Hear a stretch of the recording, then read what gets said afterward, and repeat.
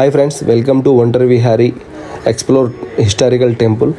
ఈ వీడియోలో మీకు దాదాపు 600 నుంచి 700 సంవత్సరాల క్రితం దేవతలు కట్టించిన ఒక గుడిని అయితే మీకు చూపించబోతున్నాను. ఈ పరిసరాల్లో కానీ, ఈ విలేజ్లో కానీ, ఈ చుట్టుపక్కల కానీ, ఈ గుడికి వచ్చే ప్రతి భక్తులు కానీ ఈ గుడిని సాక్షాత్తు దేవుళ్ళే కట్టారు అని అయితే నమ్ముతారు, గట్టిగా చెప్తారు.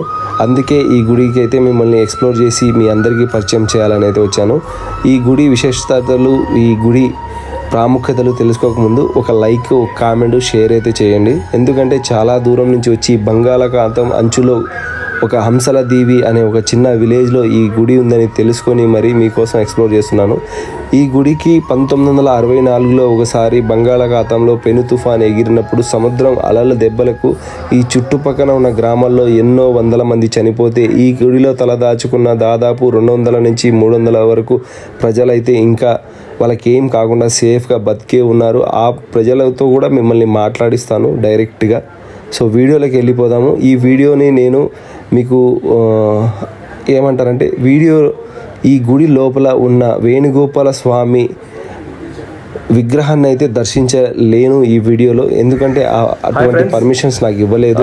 వెల్కమ్ టు ఒంటరి Vihari historical exploring.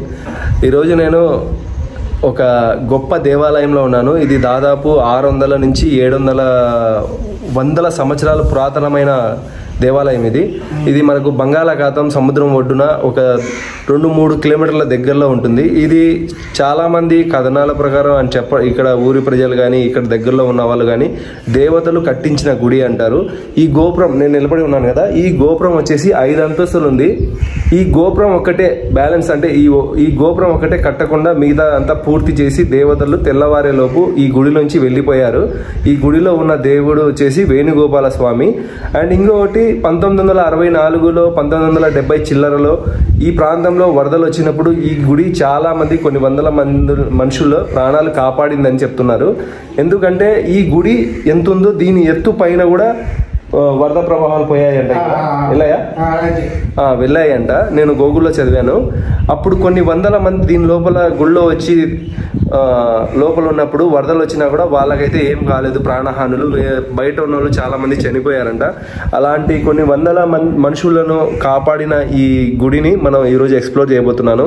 And permission కూడా తీసుకున్నాను. లోపల దేవుణ్ణి తప్ప, దేవుని విగ్రహాలు తప్ప మిగతా ఏవైనా చూపించండి అని చెప్పారు.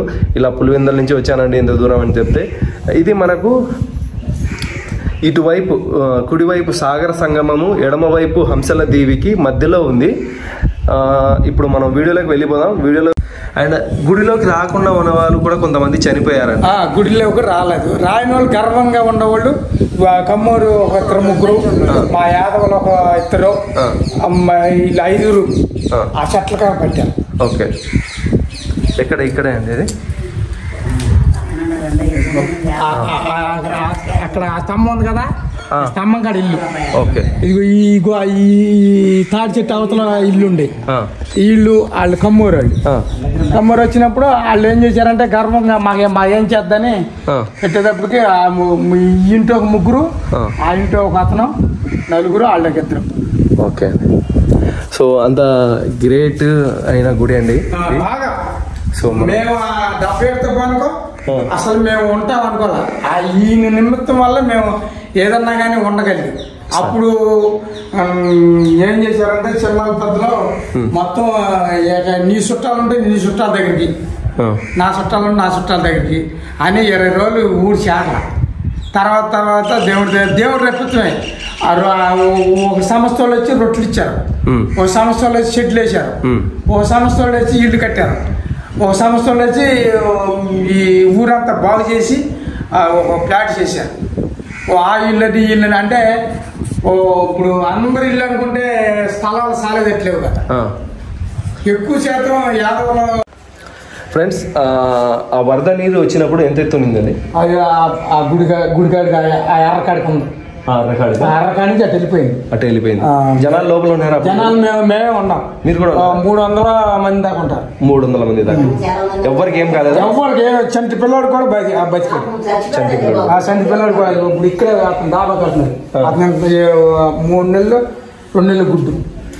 సో ఇంత గ్రేట్ గుడి అన్నమాట. సో మనం కంపల్సరీ ఇదిగో మళ్ళీ ఇక్కడ యాదవరత్నం పల్లికరత్నం చెలైపోయినారు. ఈ సగం కట్టేటప్పటికి అది ఆగిపోయేటప్పటికి వీళ్ళు తెల్లజాను కుక్కరుని కొడుకు వచ్చేటప్పటికి యాదవరత్నం పల్లికరత్నం వెళ్తుండగా వాళ్ళ మళ్ళీ గ్యాప్ కాద్దాం అని అనుకుంటున్నారు జనం. అది అక్కడ పక్కన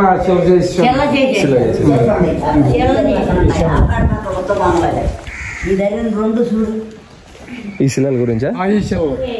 ఇక్కడ శిల చేసి ఇప్పుడు ఇతనేమో పల్లికరత్నం అతనే యాదవరత్నం. వీళ్ళిద్దరు అతనేమో ఏటకో ఇతనేమో వాళ్ళు వేసుకుంటాయి. మరి బతకాలి కదా అప్పుడు వాళ్ళు చూసి వచ్చేటప్పుడు చూసి మనం ఉండేటప్పుడు వీళ్ళు ఎవరికైనా చెప్తారని కానీ లేదంటే మనకు చిరుస్థాయిగా నిలిచిపోద్దని కానీ శిల చేసి